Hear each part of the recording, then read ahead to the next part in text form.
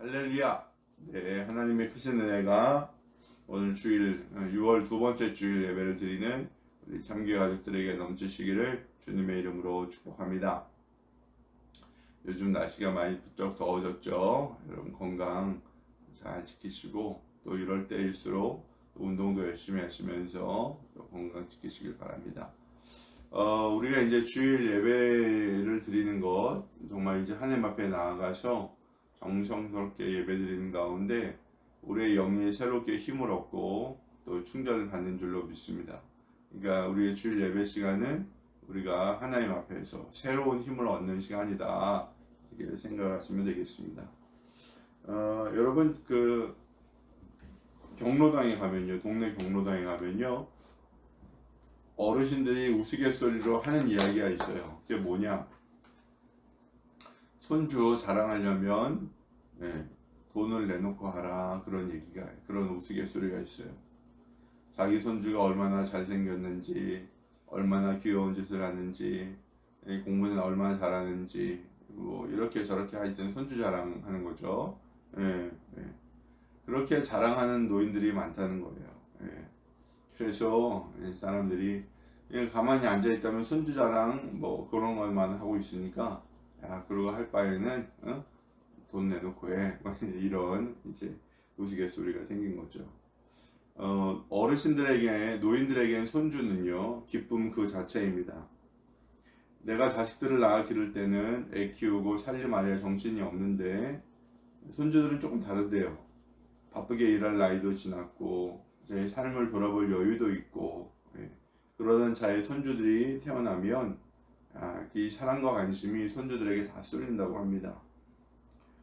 오늘 본문 말씀에서 야곱이 자기의 손주인 그러니까 손주가 많이 있겠죠. 근데 그 중에서도 특별히 요셉의 아들인 므낫세와 에브라임과 므낫세를 축복하는 그런 장면이 기록되어 있습니다.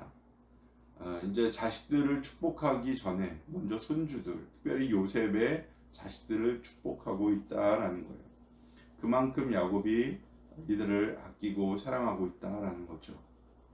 게다가 본문 말씀을 찬찬히 들여다보면요, 이게 단지 야곱이 에브라임과 므낫세와 에브라임을 자기 손주가 아니라 자기 아들을 삼아서 자기의 유산까지 상속해 주겠다, 이런 말을 하는 걸 볼 수가 있어요.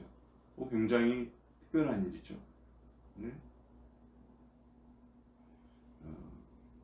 야곱이 왜 그랬을까요? 자식들보다 손주도 먼저 축복할 수 있어요. 근데 여러분, 이게 아들의 아들을 자기 아들로 삼겠다는 거는 이건 동서고금을 통틀어서 이거 찾아보기 굉장히 어려운 거거든요. 근데 그럼에도 불구하고 야곱이 그렇게 한 이유가 있습니다. 여러 가지 이유가 있는데요. 우리는 이제 다른 여러 가지 이유를 제껴놓더라도 여긴 굉장히 깊은 영적인 비밀이 있어요. 아들 양자로 삼는다라는 것 자체에 있는 이 영적인 비밀, 이 축복의 원리를 우리가 발견하면 정말 우리가 이제는 정말 당당하게 더욱더 좀 하나님과 가까운 그런 삶을 살 수가 있습니다. 오늘 말씀을 통해서 이 양자됨의 영적인 원리를 발견을 하고 이 원리를 우리의 삶에 적용하면서 축복의 삶을 살아가는 저와 여러분 되기를 주님의 이름으로 축원합니다.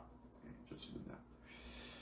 본문이 우리에게 주는 첫 번째 교훈은 뭐냐? 하나님이 우리를 아들로 삼아 주셨다라는 거예요. 여러분 5절 말씀 볼게요. 5절 시작. 내가 너를 보려고 여기 이집트로 오기 전에 내가 이집트 땅에서 낳은 두 아이는 내가 낳은 아들로 삼고 싶다.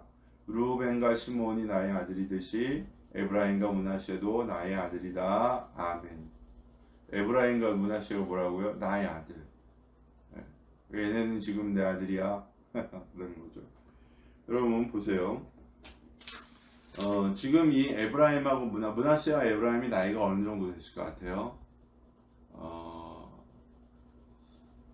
여러분, 그 요셉이 애굽에 올 때 17살이었습니다.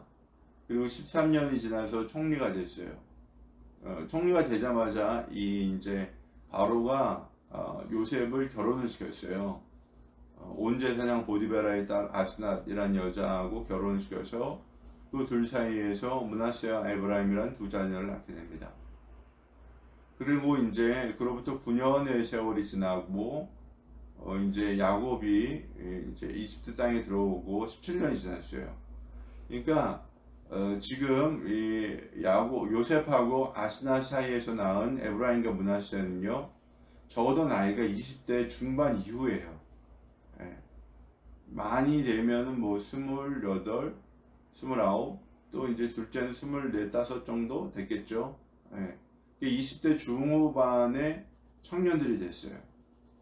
근데 이런 여기 아이라고 되어 있지만 뭐 성경에는 베냐민도 아이라고 그러니까 뭐 하여튼 이게 20대 중반의 청년들 다 큰 애들이거든요. 이 다 큰 애들을 야곱이 내 아들로 삼겠다라고 이야기를 합니다. 여러분 이렇게 되면요, 일단 학렬이 복잡해집니다. 그렇죠? 이 므낫세와 에브라임에게는 요셉이 아버지인데 이제 야곱의 아들이 되니까 요셉하고 학렬은 어떻게 돼요? 같은 급이 되겠죠. 형제급이 되는 거죠. 그럼 아버지 말고 형이라고 불러야 되는 거예요? 그런 거 아니겠죠? 네.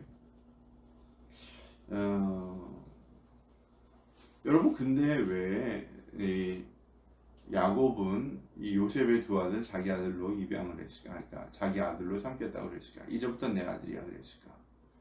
그리고 그냥 이게 말로만 한 게 아니에요. 여러분 몇 절부터 보냐면요,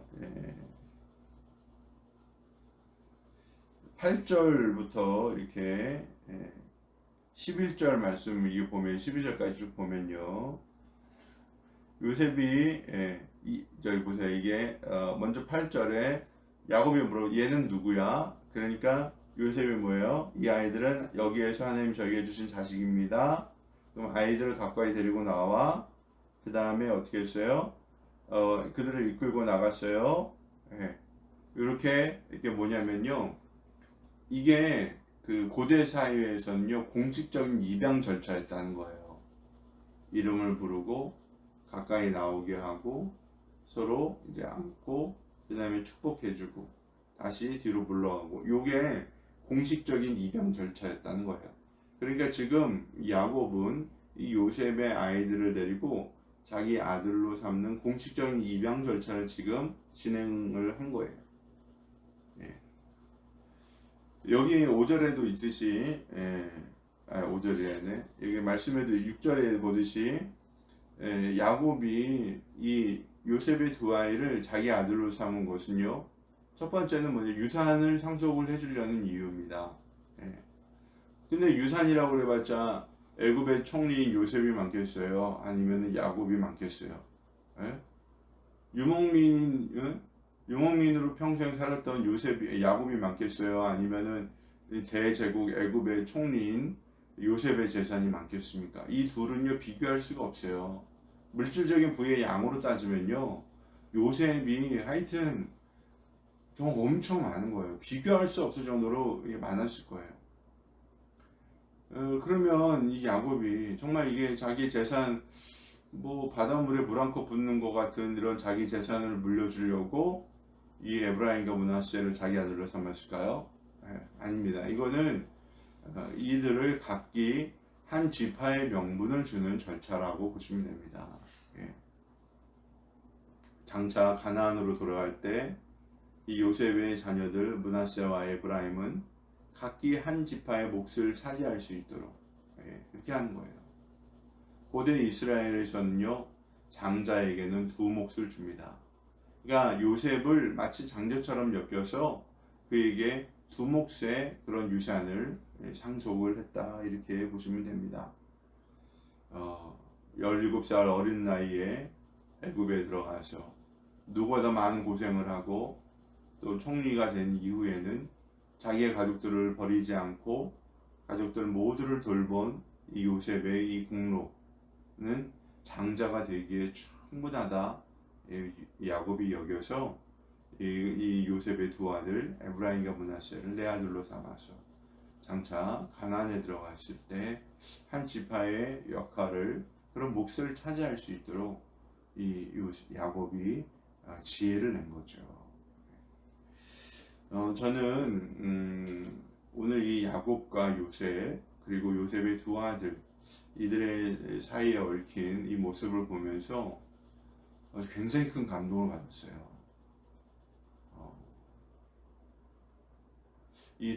정말 이게 하나님의 인도하심이 너무나도 놀랍다는 생각이 들었습니다. 여러분, 이 요셉이라는 인물은요, 구약에서 예수님을 예표하는 인물 가운데 하나예요. 여러분, 요셉은요, 자기와 가장 가까운 사람들, 형들의 손에 의해서 팔려갔어요. 우리 예수님도 어떻게 했어요? 가장 사랑하는 제자의 손에 의해서, 사랑하고 믿었던 제자의 손에 의해서 은삼집에 팔렸습니다. 그리고 이제 요셉도 역시 마치 죽은 것처럼 13년의 세월 동안 노예로 일을 했어요. 우리 예수님은 어떠셨어요? 우리 예수님은 십자가에 달리셔서 죽으셨다가 다시 부활하셨죠. 요셉도 그것처럼요. 13년의 세월이 지난 후에 정말 화려하게 부활을 해서 그가 그 다음에 어떻게 했습니까? 죽어가는 자기의 형제들을 구원하고 또 기근으로 굶어 죽을 많은 사람들을 구원하는 위대한 일을 했습니다. 우리 예수님도 마찬가지예요. 우리 예수님이 십자가에서 죽으시고 부활하심으로 말미암아 죄 가운데 죽어가는 많은 사람들이 구원함을 받았고 영생을 받았고 예수 그리스도를 믿기만 하면 하나님의 자녀가 된 축복을 받았습니다. 여러분, 우리가 어떻게 하나님의 자녀가 되는 줄 아세요?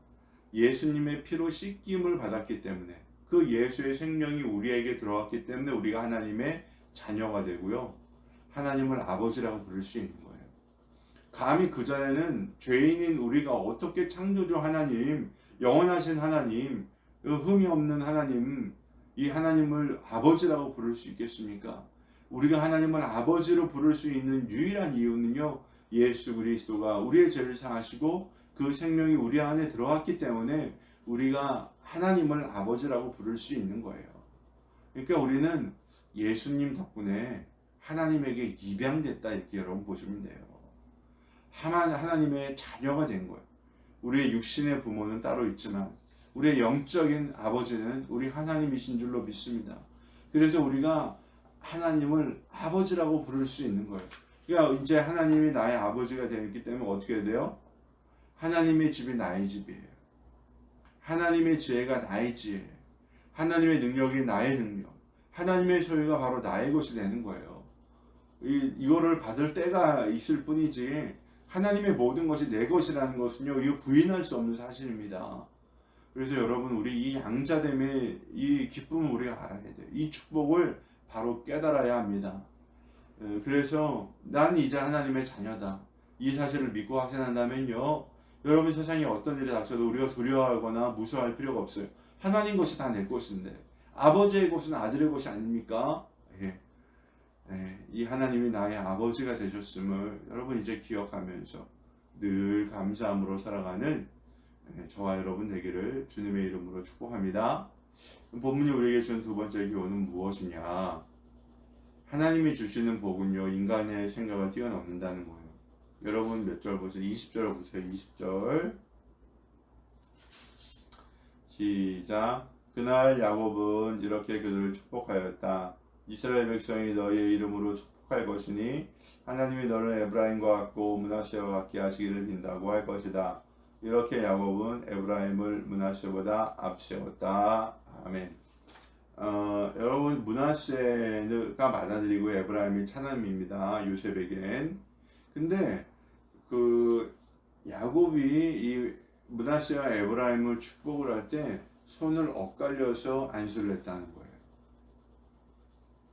요셉이 이거 못마땅해 가지고 아버지 맏아들 므낫세한테 오른손을 얹어주세요 그랬는데 뭐랬어요? 야곱이 안다, 나도 안다.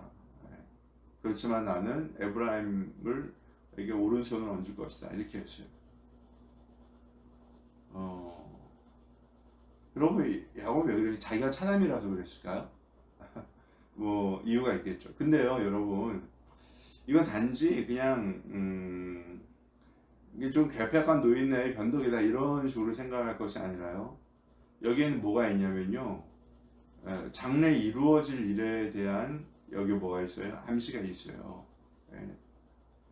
그냥 하나님이 그냥 무턱대고 에브라임에게 오른손을 얹게 하신 게 아니라 하나님이 그렇게 시키신, 그냥, 그리고 하나님께서 이 에브라임 통해서 행하실 일들이 있기 때문에 에브라임에게 오른손을 얹게 하신 겁니다. 어, 이제 유다의 열두 아들 중에서요, 보세요. 루벤 장자지만 아버지의 침상을 더럽혀서 장자의 명분을 상실했어요. 시므온과 유다는요. 시므온과 유다는 세겜에 왔을 때 세겜 사람들을 학살했습니다. 예, 이 장자의 자격을 잃었어요. 그 다음에 유다예요. 유다도 물론 실수가 있었어요. 그렇지만 유다는 요셉을 죽이지 말고 팔자는 의견을 통해서 요셉의 생명을 구하는 역할을 하고, 결정적으로 나중에 아버지 베냐민을 데리고 애굽으로 들어간 역할도 해요. 이게 유다가 굉장히 중요한 역할을 합니다. 그래서 장자의 명분은 유다에게 있어요. 근데 야곱은요, 나중에 요셉의 야곱의 자녀들을 축복한 장면을 나오는데요. 장자의 명분은 유다에게 있는데 이 장자의 축복은 누가 받아요? 요셉이 받습니다. 요셉에게 다 줘요.